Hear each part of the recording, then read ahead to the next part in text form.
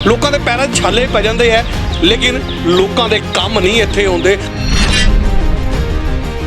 ਲੋਕਾਂ ਦੀਆਂ ਫਾਈਲਾਂ ਗਵਾ ਦਿੱਤੀਆਂ ਜਾਂਦੀਆਂ ਵਾ, ਔਰ ਜਦੋਂ ਪੈਸੇ ਥੱਕ ਕੇ ਹੰਭ ਕੇ ਉਹ ਕਿਸੇ ਦੇ ਥਰੂ ਉਹ ਪੈਸੇ ਦਿੰਦਾ ਵਾ ਤਾਂ ਉਹਦੀ ਫਾਈਲ ਵੀ ਮਿਲ ਜਾਂਦੀ, ਉਹਦਾ ਕੰਮ ਵੀ ਹੋ ਜਾਂਦਾ ਵਾ। ਹਾਲਾਤ ਬਦ ਤੋਂ ਬੱਤਰ ਹੈ ਇਸ ਆਰਟੀਓ ਡਿਪਾਰਟਮੈਂਟ ਲੁਧਿਆਣੇ ਦੇ। ਅੱਜ 6 ਕਮਰਿਆਂ ਦੇ ਵਿੱਚੋਂ 5 ਕਮਰਿਆਂ ਤੋਂ ਲਗਾਤਾਰ ਤੁਸੀਂ ਜਾ ਕੇ ਦੇਖੋ, ਹਰ ਇੱਕ ਕਮਰੇ ਬਾਹਰ ਤਾਲੇ ਲੱਗੇ ਹੋਏ ਆ। 2 ਕਲਰਕ ਐਸੇ ਹੈ ਇੱਥੇ ਜਿਹੜੇ ਹਾਵੀ ਹੈ, ਬਾਕੀ ਦੇ ਸਾਰੇ ਸ਼ਾਇਦ ਉਹਨਾਂ ਦਾ ਇਹ ਵੀ ਕਹਿਣਾ ਹੋਇਆ ਕਿ ਇਸ ਦਾ ਆਰਟੀਓ ਤੋਂ ਵੀ ਜ਼ਿਆਦਾ ਤਾਕਤਵਰ ਆ, ਸਟਰੋਂਗ ਆ। ਜੇ ਉਹਨਾਂ ਦੀ ਬਿਜਨਸ ਜਾਂਚ ਵੀ ਕਰਾ ਲਿੱਤੀ ਜਾਵੇ ਨਾ ਤਾਂ ਕਰੋੜਾਂ ਰੁਪਈਆ ਉਹਨਾਂ 2 ਬੰਦਿਆਂ ਕੋਲੋਂ ਨਿਕਲਣ। ਕੰਮ ਕਰਕੇ ਇੱਥੇ ਰਾਜੀ ਨਹੀਂ ਹੈਗੇ। ਮੈਂ ਆਰਟੀਓ ਆਫਿਸ ਆਇਆ ਸੀਗਾ, ਮੈਂ ਇੱਥੇ ਥਾਲੀ ਲੈ ਕੇ ਆਇਆ ਸੀ, ਮੈਂ ਇੱਥੇ ਧੂਫ ਅਗਰਬੱਤੀ ਲੈ ਕੇ ਆਇਆ ਸੀ, ਕਿਉਂਕਿ ਇਹ ਆਰਟੀਓ ਆਫਿਸ ਉਹ ਦਫ਼ਤਰ ਹੈ ਜਿੱਥੇ ਲੋਕਾਂ ਦੀਆਂ ਪੈਰਾਂ 'ਚ ਪਾਈਆਂ ਪੈਰਾਗਨ ਦੀਆਂ ਚੱਪਲਾਂ ਉਹ ਪੈਰਾਂ 'ਚ ਪਾਈਆਂ ਘਿਸ ਜਾਂਦੀਆਂ।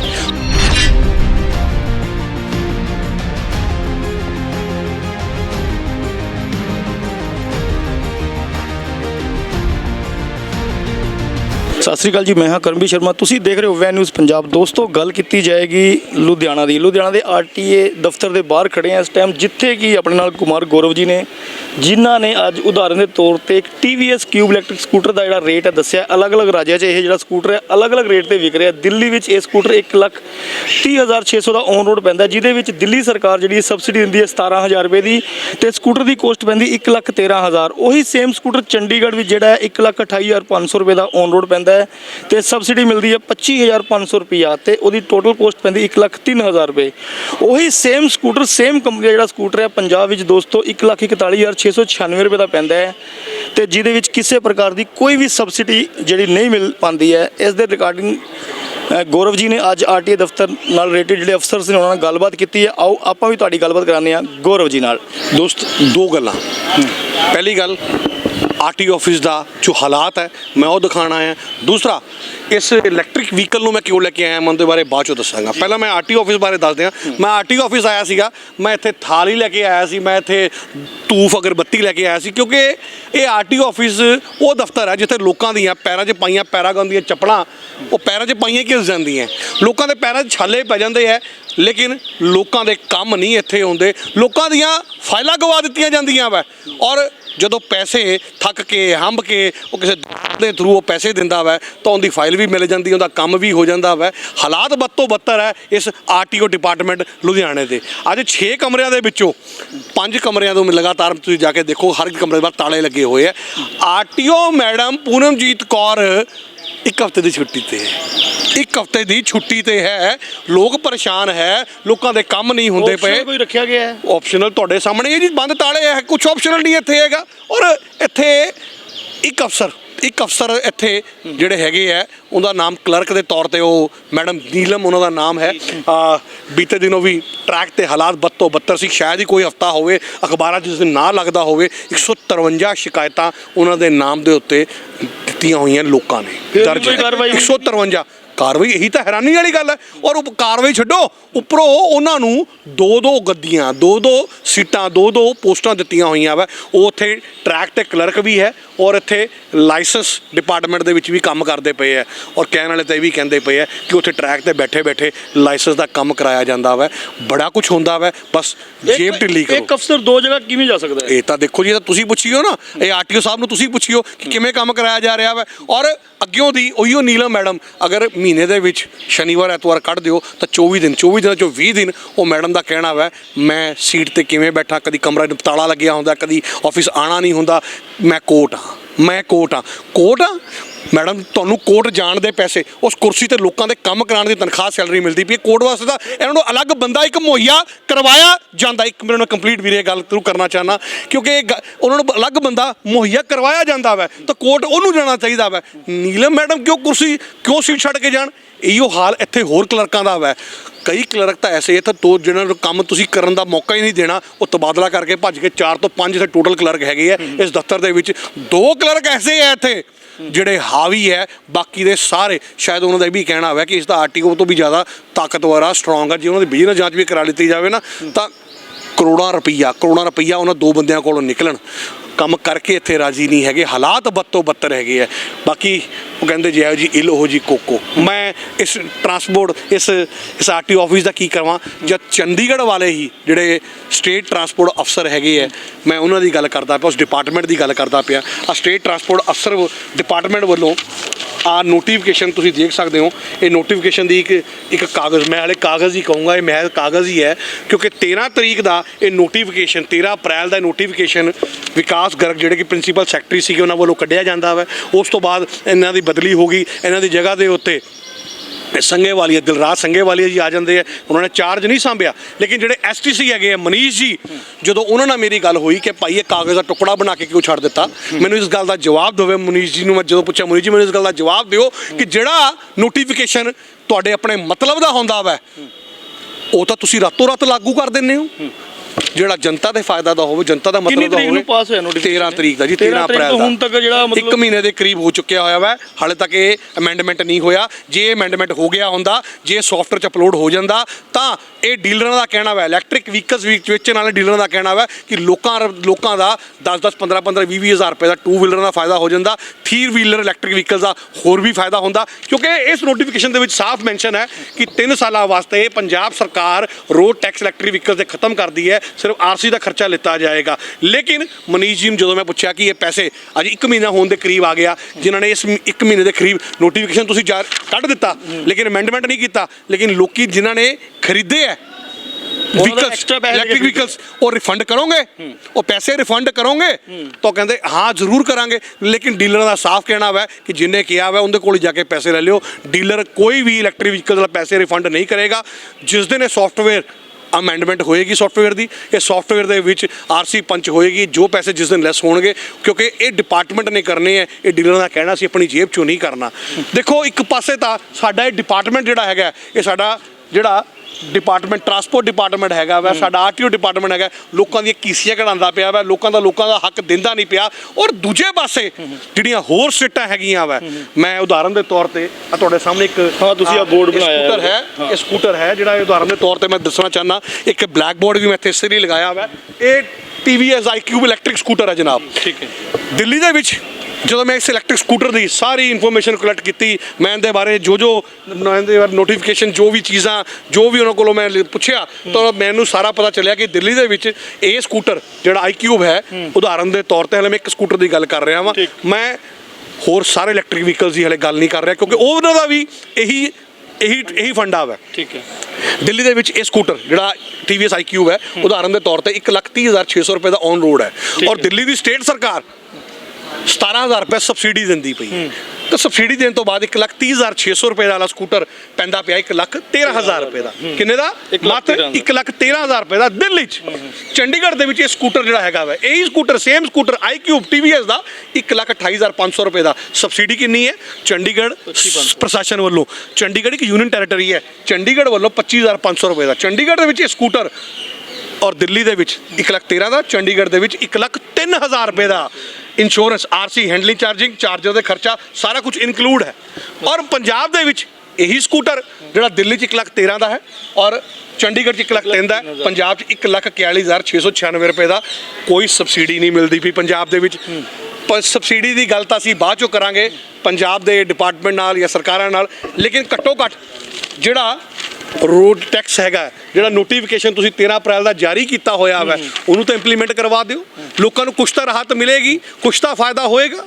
ਇਹ ਜੇ ਦੱਸਿਆ ਗਿਆ ਨੋਟੀਫਿਕੇਸ਼ਨ ਕਿੰਨਾ ਕੀ ਲੈਸ ਮਿਲੇਗੀ, ਕਿੰਨੀ ਸਬਸਿਡੀ ਮਿਲੇਗੀ? ਵੀਰ ਜੀ ਦੇਖੋ, ਇਹਨਾਂ ਨੇ ਜਿਹੜਾ ਇਹਨਾਂ ਦਾ ਡਿਪਾਰਟਮੈਂਟ ਦੇ ਵਿੱਚ ਹੁੰਦਾ ਵਾ, ਡਿਪਾਰਟਮੈਂਟ ਸਿਸਟਮ ਹੁੰਦਾ ਵਾ, ਪੂਰਾ ਸਿਸਟਮ ਦੇ ਮੁਤਾਬਕ ਹਰ 2 ਵੀਲਰਸ ਤੇ ਕਿੰਨੀ, 3 ਵੀਲਰਸ ਤੇ ਕਿੰਨੀ, ਉਹ ਇਹਨਾਂ ਨੇ ਸਾਰਾ ਕੁਝ ਬਣਾਇਆ। ਜਦ ਅਮੈਂਡਮੈਂਟ ਕਰਨਗੇ, ਕਿਉਂਕਿ ਹਾਲੇ ਤੱਕ ਨੋਟੀਫਿਕੇਸ਼ਨ ਕੱਢਿਆ ਕਿ ਅਸੀਂ ਰੋਡ ਟੈਕਸ ਅਸੀਂ ਮਾਫ ਕੀਤਾ, ਜਦੋਂ ਅਮੈਂਡਮੈਂਟ ਕਰਨਗੇ, ਜਦੋਂ ਸੌਫਟਵੇਅਰ 'ਚ ਅਪਲੋਡ ਕਰਨਗੇ, ਤਾਂ ਆਪਣੇ ਆਪ ਹੀ ਜਦੋਂ ਤੁਸੀਂ ਇਹ ਸਕੂਟਰ ਲੈਣ ਜਾਓਗੇ, ਜਦੋਂ ਅਮੈਂਡਮੈਂਟ ਹੋਏਗਾ, ਕੋਈ ਤੁਹਾਡੇ ਮੇਰੇ ਵਰਗਾ ਉੱਥੇ RC ਡੀਲਰ ਦੇ ਕੋਲੋਂ ਜਾ ਕੇ ਪੰਚ ਜਦੋਂ ਕਰਾਏਗਾ ਸੌਫਟਵੇਅਰ 'ਚ, ਜਦੋਂ ਇਹ ਸਾਡਾ ਟਰਾਂਸਪੋਰਟ ਡਿਪਾਰਟਮੈਂਟ ਉਹਨੂੰ ਅਮੈਂਡਮੈਂਟ ਕਰ ਦੇਗਾ, ਔਰ ਜਦੋਂ ਸੌਫਟਵੇਅਰ ਅਪਲੋਡ ਕਰੇਗਾ, ਤਾਂ ਉਦੋਂ ਪਤਾ ਚੱਲੇਗਾ ਕਿ ਲੈਸ ਕਿੰਨਾ ਹੋਇਆ, 15,000, 17,000, 18,000, 20,000, ਉਹ ਪਤਾ ਉਦੋਂ ਚੱਲੇਗਾ।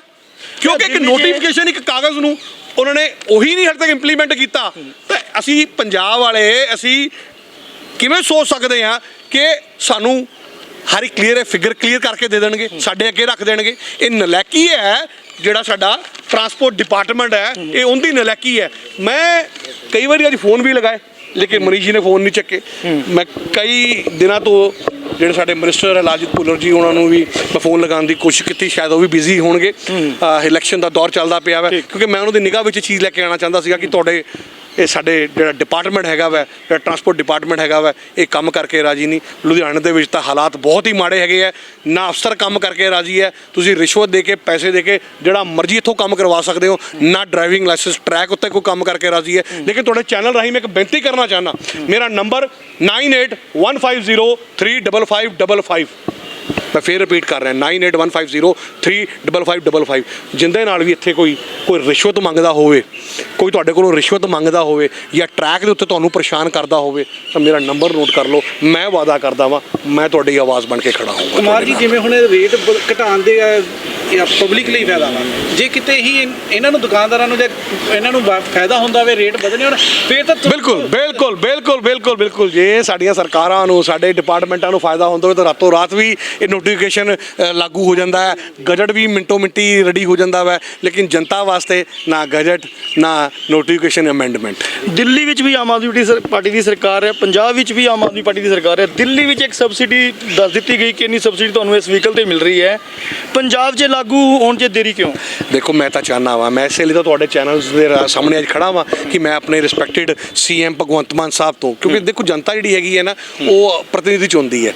ਸਾਡੇ ਦੇਸ਼ ਦੇ ਸੀਐਮ ਮੋਦੀ ਸਾਹਿਬ ਹੈ ਜਾਂ ਭਗਵੰਤ ਮਾਨ ਸਾਹਿਬ ਹੈ, ਇਹ ਲੋਕਾਂ ਨੇ ਚੁਣੇ ਹੋਏ ਹੈ। ਸੋ ਮੈਂ ਇਹਨਾਂ ਨੂੰ ਇੱਕ ਆਮ ਆਦਮੀ ਹੋਣ ਦੇ ਨਾਤੇ ਮੈਂ ਇਹਨਾਂ ਅੱਗੇ ਰਿਕੁਐਸਟ ਹੀ ਕਰ ਰਿਹਾ ਵਾਂ ਕਿ ਇਸ ਵੱਲ ਧਿਆਨ ਦਿੱਤਾ ਜਾਵੇ। ਜਿਵੇਂ ਚੰਡੀਗੜ੍ਹ, ਜਿਵੇਂ ਦਿੱਲੀ ਆਪਣੀ ਸਟੇਟਾਂ ਦੇ ਵਿੱਚ ਪੋਲਿਊਸ਼ਨ ਮੁਕਤ ਇਲੈਕਟ੍ਰਿਕ ਵਹੀਕਲਸ ਨੂੰ ਪ੍ਰਮੋਟ ਕਰ ਰਹੀ ਹੈ, ਸਬਸਿਡੀਆਂ ਦੇ ਰਹੀ ਹੈ, ਤਾਂ ਪੰਜਾਬ ਦੇ ਵਿੱਚ ਵੀ ਸਬਸਿਡੀਆਂ ਦਿੱਤੀਆਂ ਜਾਣ। ਪੰਜਾਬ 'ਚ ਵੀ ਪੋਲਿਊਸ਼ਨ ਜਿਹੜਾ ਹੈਗਾ ਵਾ ਉਹ ਘਟੇਗਾ ਇਹਦੇ ਨਾਲ, ਜੇ ਇਹ ਚੀਜ਼ਾਂ ਹੋਣਗੀਆਂ। ਸੋ ਮੈਂ ਇਹੀ ਬੇਨਤੀ ਕਰਨ ਜਾ ਰਿਹਾ, ਇਹੀ ਬੇਨਤੀ ਕੀਤੀ। ਜਿਵੇਂ ਹੁਣ ਇੱਥੇ ਡਿਪਾਰਟਮੈਂਟ ਦੇ ਕਈ ਸਾਲ ਪੁਰਾਣੇ ਜਿਹੜੇ ਵਰਕਰ ਹੈਗੇ ਆ, 8-10 ਸਾਲ ਤੋਂ ਇੱਥੇ ਬੰਦੇ ਹੈਗੇ ਜੀ, ਕਲਰਕ ਹੈਗੇ ਕਈ, ਦੋ ਤੋਂ ਤਿੰਨ ਕਲਰਕ ਮੇਰੀ ਸਮਝ ਗਏ ਹੋਣਗੇ ਸਾਰੇ ਹੀ। ਉਹ 2 ਤੋਂ 3 ਕਿਹੜੇ ਕਲਰਕ ਹੈਗੇ ਸਭ ਪਤਾ ਇਹਨਾਂ ਨੂੰ। ਉਹ ਜੇਬਾਂ ਕਿਹਨਾਂ ਦੀਆਂ ਭਰਦੇ ਹੈ, ਉਹ ਆਪਣੀਆਂ ਕਿਵੇਂ ਭਰਦੇ ਹੈ ਔਰ ਕਿਵੇਂ ਲੋਕਾਂ ਨੂੰ ਤੰਗ ਕਰਦੇ ਹੈ, ਸਭ ਪਤਾ ਵਾ ਇਸ ਆਰਟੀਓ ਆਫਿਸ ਨੂੰ, ਇਸ ਆਰਟੀਏ ਡਿਪਾਰਟਮੈਂਟ ਲੁਧਿਆਣੇ ਦੀਆਂ ਕੰਧਾਂ ਨੂੰ ਪਤਾ ਵਾ। ਅੱਗੇ ਕੰਨ ਲਾ ਲਓਗੇ ਨਾ ਕੰਧ ਤੇ, ਤਾਂ ਕੰਧ ਵੀ ਉਹਦਾ ਨਾਮ ਬੋਲੂਗੀ ਕਿ ਉਹ ਬੰਦੇ 2-3 ਕਲਰਕ ਕਿਹੜੇ ਹੈਗੇ ਆ। ਅੱਛਾ, ਪੰਜਾਬ ਨਾਲ ਮੇਰੇ ਹਿਸਾਬ ਨਾਲ ਜਿਵੇਂ ਕਾਨੂੰਨ ਦਾ 3 ਸਾਲ ਤੋਂ ਬਾਅਦ ਹੀ ਬੰਦਾ ਇੱਕ ਜਗ੍ਹਾ ਨਹੀਂ ਰਹਿ ਸਕਦਾ। ਬਿਲਕੁਲ ਹੈਗਾ ਜੀ, ਮੈਂ ਦੱਸ ਤਾਂ ਰਿਹਾ ਕਾਨੂੰਨ ਦੇ ਤਾਂ ਹੀ ਤਾਂ ਮੈਂ ਬੋਲ ਰਿਹਾ ਕਿ ਕਿਵੇਂ 8-10 ਸਾਲ ਤੋਂ, ਕਿਵੇਂ 8-10 ਸਾਲ ਤੋਂ, ਕਾਰਨ ਕੀ ਹੈ, ਕਿਉਂ ਉਹਨਾਂ ਨੂੰ ਉਹਨਾਂ ਦੀ ਪਿਆਰੀਆਂ ਗੱਦੀਆਂ, ਉਹਨਾਂ ਚਹੇਤੇ ਇਸ ਕਰਕੇ ਰੱਖਿਆ ਜਾ ਰਿਹਾ। ਬਿਲਕੁਲ ਹੈਗੇ ਜੀ, ਇਹ ਕਲੀਅਰ ਹੈ, ਕਨਫਰਮ ਹੈ, ਇਹ ਚੀਜ਼ਾਂ ਦਰਸਾਉਂਦੀਆਂ ਪਈਆਂ ਵਾ। ਸੋ ਇਹ ਬਦਲਾਵ ਜੇ ਲੈ ਕੇ ਆਉਣਾ ਤਾਂ ਇਹੋ ਜਿਹੇ ਅਫਸਰਾਂ ਦਾ ਤਬਾਦਲਾ ਬਦਲਣਾ ਬਹੁਤ ਜ਼ਰੂਰੀ। ਧੰਨਵਾਦ ਜੀ, ਧੰਨਵਾਦ ਸਰ। ਸਤਿ ਸ੍ਰੀ ਅਕਾਲ ਜੀ, ਮੈਂ ਹਾਂ ਕਰਮਵੀਰ ਸ਼ਰਮਾ, ਤੁਸੀਂ ਦੇਖ ਰਹੇ ਹੋ ਵੈ ਨਿਊਜ਼ ਪੰਜਾਬ। ਦੋਸਤੋ, ਗੱਲ ਕੀਤੀ ਜਾਏਗੀ ਲੁਧਿਆਣਾ ਦੀ। ਲੁਧਿਆਣਾ ਦੇ ਆਰਟੀਏ ਦਫ਼ਤਰ ਦੇ ਬਾਹਰ ਖੜੇ ਆ ਇਸ ਟਾਈਮ, ਜਿੱਥੇ ਕਿ ਆਪਣੇ ਨਾਲ ਕੁਮਾਰ ਗੌਰਵ ਜੀ ਨੇ, ਜਿਨ੍ਹਾਂ ਨੇ ਅੱਜ ਉਦਾਹਰਨ ਦੇ ਤੌਰ ਤੇ ਇੱਕ TVS ਕਿਊਬ ਇਲੈਕਟ੍ਰਿਕ ਸਕੂਟਰ ਦਾ ਜਿਹੜਾ ਰੇਟ ਹੈ ਦੱਸਿਆ। ਅਲੱਗ-ਅਲੱਗ ਰਾਜਾਂ 'ਚ ਇਹ ਜਿਹੜਾ ਸਕੂਟਰ ਹੈ ਅਲੱਗ-ਅਲੱਗ ਰੇਟ ਤੇ ਵਿਕ ਰਿਹਾ। ਦਿੱਲੀ ਵਿੱਚ ਇਹ ਸਕੂਟਰ 1,30,600 ਦਾ ਔਨ ਰੋਡ ਪੈਂਦਾ, ਜਿਹਦੇ ਵਿੱਚ ਦਿੱਲੀ ਸਰਕਾਰ ਜਿਹੜੀ ਸਬਸਿਡੀ ਦਿੰਦੀ ਹੈ 17,000 ਰੁਪਏ ਦੀ, ਤੇ ਸਕੂਟਰ ਦੀ ਕੋਸਟ ਪੈਂਦੀ 1,13,000। ਉਹੀ ਸੇਮ ਸਕੂਟਰ ਚੰਡੀਗੜ੍ਹ ਵਿੱਚ ਜਿਹੜਾ 1,28,500 ਰੁਪਏ ਦਾ ਔਨ ਰੋਡ ਪੈਂਦਾ ਹੈ ਤੇ ਸਬਸਿਡੀ ਮਿਲਦੀ ਹੈ 25,500 ਰੁਪਇਆ, ਤੇ ਉਹਦੀ ਟੋਟਲ ਕੋਸਟ ਪੈਂਦੀ 1,03,000 ਰੁਪਏ। ਉਹੀ ਸੇਮ ਸਕੂਟਰ, ਸੇਮ ਕੰਪਨੀ ਦਾ ਜਿਹੜਾ ਸਕੂਟਰ ਹੈ ਪੰਜਾਬ ਵਿੱਚ ਦੋਸਤੋ 1,41,696 ਰੁਪਏ ਦਾ ਪੈਂਦਾ ਹੈ, ਤੇ ਜਿਹਦੇ ਵਿੱਚ ਕਿਸੇ ਪ੍ਰਕਾਰ ਦੀ ਕੋਈ ਵੀ ਸਬਸਿਡੀ ਜਿਹੜੀ ਨਹੀਂ ਮਿਲ ਪਾਉਂਦੀ ਹੈ। ਇਸ ਦੇ ਰਿਗਾਰਡਿੰਗ ਗੌਰਵ ਜੀ ਨੇ ਅੱਜ ਆਰਟੀਏ ਦਫ਼ਤਰ ਨਾਲ ਰਿਲੇਟਡ ਜਿਹੜੇ ਅਫਸਰਸ ਨੇ ਉਹਨਾਂ ਨਾਲ ਗੱਲਬਾਤ ਕੀਤੀ ਹੈ। ਆਓ ਆਪਾਂ ਵੀ ਤੁਹਾਡੀ ਗੱਲਬਾਤ ਕਰਾਉਂਦੇ ਹਾਂ ਗੌਰਵ ਜੀ ਨਾਲ। ਦੋਸਤ, 2 ਗੱਲਾਂ। ਪਹਿਲੀ ਗੱਲ, ਆਰਟੀਓ ਆਫਿਸ ਦਾ ਜੋ ਹਾਲਾਤ ਹੈ ਮੈਂ ਉਹ ਦਿਖਾਉਣਾ ਹੈ। ਦੂਸਰਾ, ਇਸ ਇਲੈਕਟ੍ਰਿਕ ਵਹੀਕਲ ਨੂੰ ਮੈਂ ਕਿਉਂ ਲੈ ਕੇ ਆਇਆ ਮੈਂ ਉਹਦੇ ਬਾਰੇ ਬਾਅਦ ਚੋਂ ਦੱਸਾਂਗਾ। ਪਹਿਲਾਂ ਮੈਂ ਆਰਟੀਓ ਆਫਿਸ ਬਾਰੇ ਦੱਸ ਦਿਆਂ। ਮੈਂ ਆਰਟੀਓ ਆਫਿਸ ਆਇਆ ਸੀਗਾ, ਮੈਂ ਇੱਥੇ ਥਾਲੀ ਲੈ ਕੇ ਆਇਆ ਸੀ, ਮੈਂ ਇੱਥੇ ਧੂਫ ਅਗਰਬੱਤੀ ਲੈ ਕੇ ਆਇਆ ਸੀ, ਕਿਉਂਕਿ ਇਹ ਆਰਟੀਓ ਆਫਿਸ ਉਹ ਦਫ਼ਤਰ ਹੈ ਜਿੱਥੇ ਲੋਕਾਂ ਦੀਆਂ ਪੈਰਾਂ 'ਚ ਪਾਈਆਂ ਪੈਰਾਗਨ ਦੀਆਂ ਚੱਪਲਾਂ ਉਹ ਪੈਰਾਂ 'ਚ ਪਾਈਆਂ ਘਿਸ ਜਾਂਦੀਆਂ, ਲੋਕਾਂ ਦੇ ਪੈਰਾਂ 'ਚ ਛਾਲੇ ਪੈ ਜਾਂਦੇ ਹੈ, ਲੇਕਿਨ ਲੋਕਾਂ ਦੇ ਕੰਮ ਨਹੀਂ ਇੱਥੇ ਆਉਂਦੇ, ਲੋਕਾਂ ਦੀਆਂ ਫਾਈਲਾਂ ਗਵਾ ਦਿੱਤੀਆਂ ਜਾਂਦੀਆਂ ਵਾ। ਔਰ ਜਦੋਂ ਪੈਸੇ ਥੱਕ ਕੇ ਹੰਬ ਕੇ ਉਹ ਕਿਸੇ ਦੇ ਥਰੂ ਉਹ ਪੈਸੇ ਦਿੰਦਾ ਵਾ ਤਾਂ ਉਹਦੀ ਫਾਈਲ ਵੀ ਮਿਲ ਜਾਂਦੀ, ਉਹਦਾ ਕੰਮ ਵੀ ਹੋ ਜਾਂਦਾ ਵਾ। ਹਾਲਾਤ ਬਦ ਤੋਂ ਬੱਤਰ ਹੈ ਇਸ ਆਰਟੀਓ ਡਿਪਾਰਟਮੈਂਟ ਲੁਧਿਆਣੇ ਦੇ। ਅੱਜ 6 ਕਮਰਿਆਂ ਦੇ ਵਿੱਚੋਂ 5 ਕਮਰਿਆਂ ਤੋਂ ਲਗਾਤਾਰ ਤੁਸੀਂ ਜਾ ਕੇ ਦੇਖੋ, ਹਰ ਇੱਕ ਕਮਰੇ ਦੇ ਬਾਹਰ ਤਾਲੇ ਲੱਗੇ ਹੋਏ ਆ। ਆਰਟੀਓ ਮੈਡਮ ਪੂਨਮਜੀਤ ਕੌਰ ਇੱਕ ਹਫ਼ਤੇ ਦੀ ਛੁੱਟੀ ਤੇ ਹੈ, ਇੱਕ ਹਫ਼ਤੇ ਦੀ ਛੁੱਟੀ ਤੇ ਹੈ।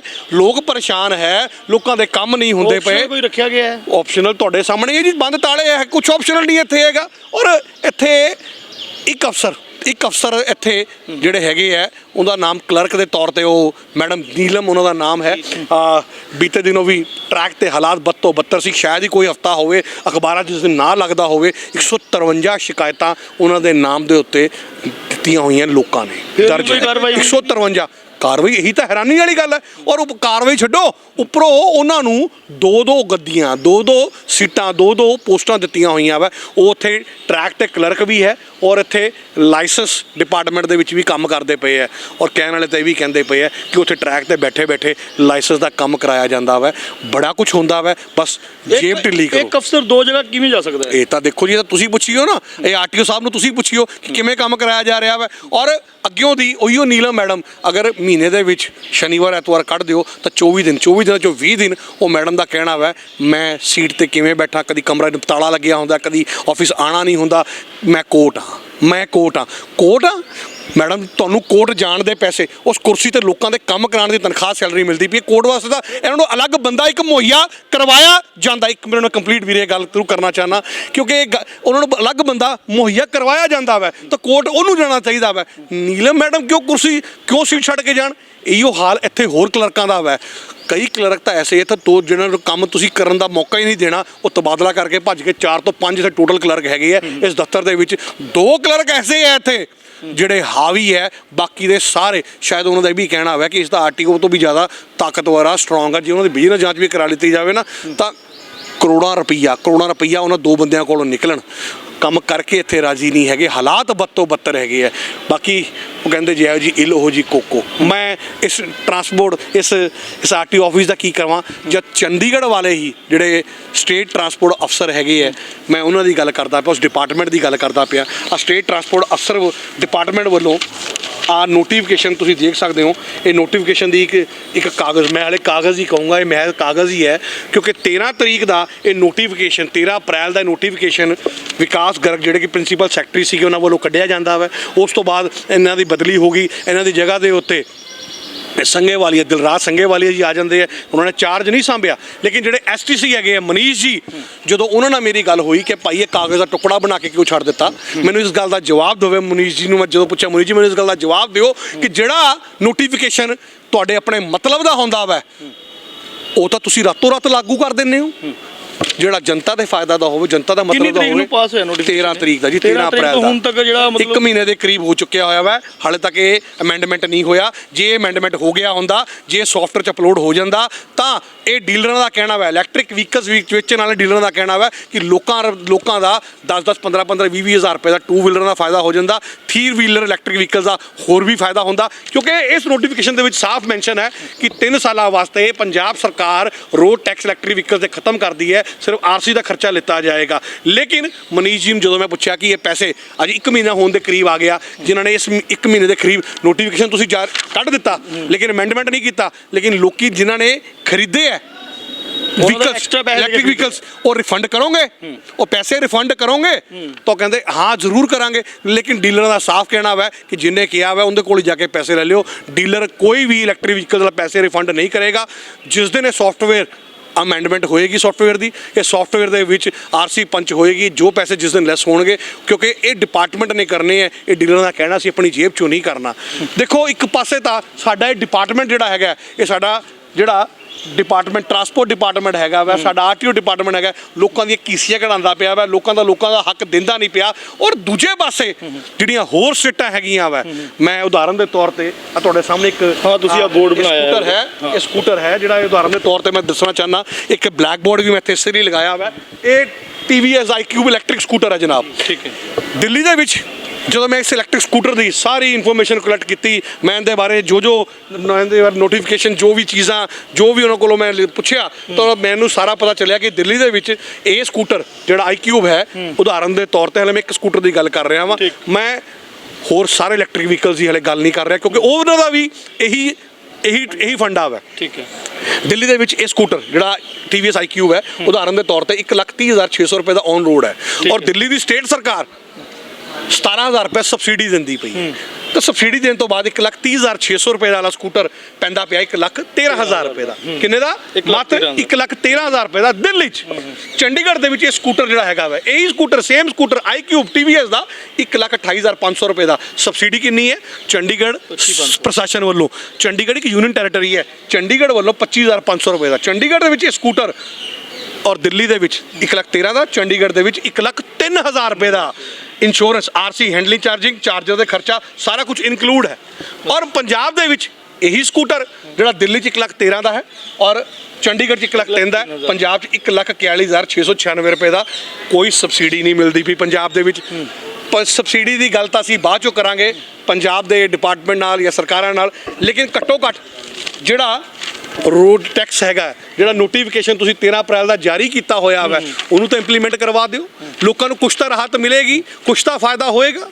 ਇਹ ਜੇ ਦੱਸਿਆ ਗਿਆ ਨੋਟੀਫਿਕੇਸ਼ਨ ਕਿੰਨਾ ਕੀ ਲੈਸ ਮਿਲੇਗੀ, ਕਿੰਨੀ ਸਬਸਿਡੀ ਮਿਲੇਗੀ? ਵੀਰ ਜੀ ਦੇਖੋ, ਇਹਨਾਂ ਨੇ ਜਿਹੜਾ ਇਹਨਾਂ ਦਾ ਡਿਪਾਰਟਮੈਂਟ ਦੇ ਵਿੱਚ ਹੁੰਦਾ ਵਾ, ਡਿਪਾਰਟਮੈਂਟ ਸਿਸਟਮ ਹੁੰਦਾ ਵਾ, ਪੂਰਾ ਸਿਸਟਮ ਦੇ ਮੁਤਾਬਕ ਹਰ 2 ਵੀਲਰਸ ਤੇ ਕਿੰਨੀ, 3 ਵੀਲਰਸ ਤੇ ਕਿੰਨੀ, ਉਹ ਇਹਨਾਂ ਨੇ ਸਾਰਾ ਕੁਝ ਬਣਾਇਆ। ਜਦ ਅਮੈਂਡਮੈਂਟ ਕਰਨਗੇ, ਕਿਉਂਕਿ ਹਾਲੇ ਤੱਕ ਸਿਰਫ ਨੋਟੀਫਿਕੇਸ਼ਨ ਕੱਢਿਆ ਕਿ ਅਸੀਂ ਰੋਡ ਟੈਕਸ ਅਸੀਂ ਮਾਫ ਕੀਤਾ। ਜਦੋਂ ਅਮੈਂਡਮੈਂਟ ਕਰਨਗੇ, ਜਦੋਂ ਸੌਫਟਵੇਅਰ 'ਚ ਅਪਲੋਡ ਕਰਨਗੇ, ਤਾਂ ਆਪਣੇ ਆਪ ਹੀ ਜਦੋਂ ਤੁਸੀਂ ਇਹ ਸਕੂਟਰ ਲੈਣ ਜਾਓਗੇ, ਕੋਈ ਜਦੋਂ ਅਮੈਂਡਮੈਂਟ ਹੋਏਗਾ, ਕੋਈ ਤੁਹਾਡੇ ਮੇਰੇ ਵਰਗਾ ਉੱਥੇ RC ਡੀਲਰ ਦੇ ਕੋਲ ਜਾ ਕੇ ਪੰਚ ਜਦੋਂ ਕਰਾਏਗਾ ਸੌਫਟਵੇਅਰ 'ਚ, ਜਦੋਂ ਇਹ ਸਾਡਾ ਟਰਾਂਸਪੋਰਟ ਡਿਪਾਰਟਮੈਂਟ ਉਹਨੂੰ ਅਮੈਂਡਮੈਂਟ ਕਰ ਦੇਗਾ ਔਰ ਜਦੋਂ ਸੌਫਟਵੇਅਰ ਅਪਲੋਡ ਕਰੇਗਾ, ਤਾਂ ਉਦੋਂ ਪਤਾ ਚੱਲੇਗਾ ਕਿ ਲੈਸ ਕਿੰਨਾ ਹੋਇਆ, 15,000, 17,000, 18,000, 20,000, ਉਹ ਪਤਾ ਉਦੋਂ ਚੱਲੇਗਾ। ਕਿਉਂਕਿ ਇੱਕ ਨੋਟੀਫਿਕੇਸ਼ਨ, ਇੱਕ ਕਾਗਜ਼ ਨੂੰ ਉਹਨਾਂ ਨੇ ਉਹੀ ਨਹੀਂ ਹਜੇ ਤੱਕ ਇੰਪਲੀਮੈਂਟ ਕੀਤਾ। ਤਾਂ ਅਸੀਂ ਪੰਜਾਬ ਵਾਲੇ, ਅਸੀਂ ਕਿਵੇਂ ਸੋਚ ਸਕਦੇ ਹਾਂ ਕਿ ਸਾਨੂੰ ਹਰ ਇੱਕ ਫਿਗਰ ਕਲੀਅਰ ਕਰਕੇ ਦੇ ਦੇਣਗੇ, ਸਾਡੇ ਅੱਗੇ ਰੱਖ ਦੇਣਗੇ? ਇਹ ਨਲਾਇਕੀ ਹੈ ਜਿਹੜਾ ਸਾਡਾ ਟਰਾਂਸਪੋਰਟ ਡਿਪਾਰਟਮੈਂਟ ਹੈ, ਇਹ ਉਹਦੀ ਨਲਾਇਕੀ ਹੈ। ਮੈਂ ਕਈ ਵਾਰੀ ਅੱਜ ਫੋਨ ਵੀ ਲਗਾਏ, ਲੇਕਿਨ ਮਨੀਸ਼ ਜੀ ਨੇ ਫੋਨ ਨਹੀਂ ਚੱਕੇ। ਮੈਂ ਕਈ ਦਿਨਾਂ ਤੋਂ ਜਿਹੜੇ ਸਾਡੇ ਮਿਨਿਸਟਰ ਹੈ ਲਾਲਜੀਤ ਭੁੱਲਰ ਜੀ, ਉਹਨਾਂ ਨੂੰ ਵੀ ਮੈਂ ਫੋਨ ਲਗਾਉਣ ਦੀ ਕੋਸ਼ਿਸ਼ ਕੀਤੀ, ਸ਼ਾਇਦ ਉਹ ਵੀ ਬਿਜ਼ੀ ਹੋਣਗੇ। ਇਲੈਕਸ਼ਨ ਦਾ ਦੌਰ ਚੱਲਦਾ ਪਿਆ ਵਾ, ਕਿਉਂਕਿ ਮੈਂ ਉਹਨਾਂ ਦੀ ਨਿਗਾਹ ਵਿੱਚ ਚੀਜ਼ ਲੈ ਕੇ ਆਉਣਾ ਚਾਹੁੰਦਾ ਸੀਗਾ ਕਿ ਤੁਹਾਡੇ ਇਹ ਸਾਡੇ ਜਿਹੜਾ ਡਿਪਾਰਟਮੈਂਟ ਹੈਗਾ ਵਾ, ਜਿਹੜਾ ਟਰਾਂਸਪੋਰਟ ਡਿਪਾਰਟਮੈਂਟ ਹੈਗਾ ਵਾ, ਇਹ ਕੰਮ ਕਰਕੇ ਰਾਜੀ ਨਹੀਂ। ਲੁਧਿਆਣੇ ਦੇ ਵਿੱਚ ਤਾਂ ਹਾਲਾਤ ਬਹੁਤ ਹੀ ਮਾੜੇ ਹੈਗੇ ਆ, ਨਾ ਅਫਸਰ ਕੰਮ ਕਰਕੇ ਰਾਜੀ ਹੈ। ਤੁਸੀਂ ਰਿਸ਼ਵਤ ਦੇ ਕੇ, ਪੈਸੇ ਦੇ ਕੇ ਜਿਹੜਾ ਮਰਜ਼ੀ ਇੱਥੋਂ ਕੰਮ ਕਰਵਾ ਸਕਦੇ ਹੋ, ਨਾ ਡਰਾਈਵਿੰਗ ਲਾਇਸੈਂਸ ਟਰੈਕ ਉੱਤੇ ਕੋਈ ਕੰਮ ਕਰਕੇ ਰਾਜੀ ਹੈ। ਲੇਕਿਨ ਤੁਹਾਡੇ ਚੈਨਲ ਰਾਹੀਂ ਮੈਂ ਇੱਕ ਬੇਨਤੀ ਕਰਨਾ ਚਾਹੁੰਦਾ, ਮੇਰਾ ਨੰਬਰ 9815035555, ਮੈਂ ਫੇਰ ਰਿਪੀਟ ਕਰ ਰਿਹਾ, 9815035555। ਜਿੰਦੇ ਨਾਲ ਵੀ ਇੱਥੇ ਕੋਈ ਰਿਸ਼ਵਤ ਮੰਗਦਾ ਹੋਵੇ, ਕੋਈ ਤੁਹਾਡੇ ਕੋਲੋਂ ਰਿਸ਼ਵਤ ਮੰਗਦਾ ਹੋਵੇ ਜਾਂ ਟਰੈਕ ਦੇ ਉੱਤੇ ਤੁਹਾਨੂੰ ਪਰੇਸ਼ਾਨ ਕਰਦਾ ਹੋਵੇ, ਤਾਂ ਮੇਰਾ ਨੰਬਰ ਨੋਟ ਕਰ ਲਓ। ਮੈਂ ਵਾਅਦਾ ਕਰਦਾ ਵਾਂ, ਮੈਂ ਤੁਹਾਡੀ ਆਵਾਜ਼ ਬਣ ਕੇ ਖੜਾ ਹੋਊਂਗਾ। ਕੁਮਾਰ ਜੀ, ਜਿਵੇਂ ਹੁਣ ਰੇਟ ਘਟਾਉਣ ਦੇ ਪਬਲਿਕ ਲਈ ਫਾਇਦਾ ਵਾ, ਜੇ ਕਿਤੇ ਹੀ ਇਹਨਾਂ ਨੂੰ ਦੁਕਾਨਦਾਰਾਂ ਨੂੰ ਜੇ ਇਹਨਾਂ ਨੂੰ ਫਾਇਦਾ ਹੁੰਦਾ ਵੇ ਰੇਟ ਵਧਣੇ ਹੋਣ, ਫੇਰ ਤਾਂ ਬਿਲਕੁਲ ਜੇ ਸਾਡੀਆਂ ਸਰਕਾਰਾਂ ਨੂੰ, ਸਾਡੇ ਡਿਪਾਰਟਮੈਂਟਾਂ ਨੂੰ ਫਾਇਦਾ ਹੁੰਦਾ ਹੋਵੇ ਤਾਂ ਰਾਤੋਂ ਰਾਤ ਵੀ ਇਹ ਨੋਟੀਫਿਕੇਸ਼ਨ ਲਾਗੂ ਹੋ ਜਾਂਦਾ ਹੈ, ਗਜਟ ਵੀ ਮਿੰਟੋ ਮਿੰਟੀ ਰੈਡੀ ਹੋ ਜਾਂਦਾ ਵਾ। ਲੇਕਿਨ ਜਨਤਾ ਵਾਸਤੇ ਨਾ ਗਜਟ, ਨਾ ਨੋਟੀਫਿਕੇਸ਼ਨ ਅਮੈਂਡਮੈਂਟ। ਦਿੱਲੀ ਵਿੱਚ ਵੀ ਆਮ ਆਦਮੀ ਪਾਰਟੀ ਦੀ ਸਰਕਾਰ ਹੈ, ਪੰਜਾਬ ਵਿੱਚ ਵੀ ਆਮ ਆਦਮੀ ਪਾਰਟੀ ਦੀ ਸਰਕਾਰ ਹੈ। ਦਿੱਲੀ ਵਿੱਚ ਇੱਕ ਸਬਸਿਡੀ ਦੱਸ ਦਿੱਤੀ ਗਈ ਕਿ ਇੰਨੀ ਸਬਸਿਡੀ ਤੁਹਾਨੂੰ ਇਸ ਵਹੀਕਲ ਤੇ ਮਿਲ ਰਹੀ ਹੈ, ਪੰਜਾਬ 'ਚ ਲਾਗੂ ਹੋਣ 'ਚ ਦੇਰੀ ਕਿਉਂ? ਦੇਖੋ, ਮੈਂ ਤਾਂ ਚਾਹੁੰਦਾ ਵਾਂ, ਮੈਂ ਇਸੇ ਲਈ ਤਾਂ ਤੁਹਾਡੇ ਚੈਨਲਸ ਦੇ ਸਾਹਮਣੇ ਅੱਜ ਖੜਾ ਵਾਂ ਕਿ ਮੈਂ ਆਪਣੇ ਰਿਸਪੈਕਟਡ CM ਭਗਵੰਤ ਮਾਨ ਸਾਹਿਬ ਤੋਂ, ਕਿਉਂਕਿ ਦੇਖੋ ਜਨਤਾ ਜਿਹੜੀ ਹੈਗੀ ਹੈ ਨਾ, ਉਹ ਪ੍ਰਤੀਨਿਧੀ ਚੁਣਦੀ ਹੈ।